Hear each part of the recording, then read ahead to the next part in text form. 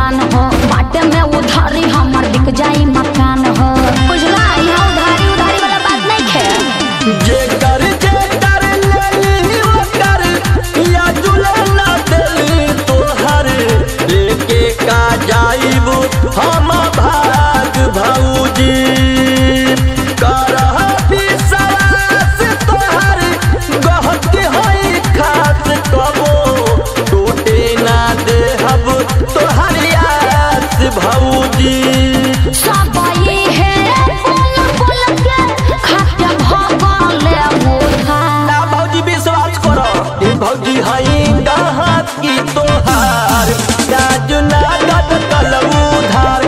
भौजी हई गाहक की तोहार राज नगद कल उधार।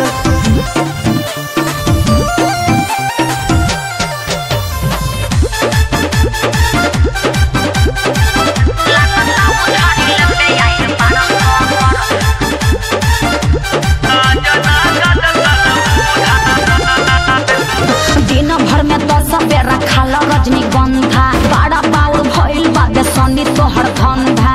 देखो जतरा बिगाड़ा मत जाई यहाँ से। सभे ना दद केहू लिहिना उधार कैसे चली दुकानिया तोहार भौजी बोला बुझे थारा गाहक भाग जाई सारा बात बूढ़ा सावन के एक बार भौजी। साफा कहो तारी अंतरा नहीं दी है या उधार। चिन्हा गइलू बुझला, भौजी हई गाहक की तोहार राज नगद कल उधार।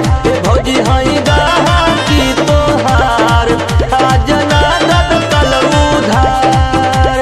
टोटल जोड़ी के बतावा केतना कइले बानी तोहार। टोटल जोड़ी के बतावा केतना होत बाटे तोहार।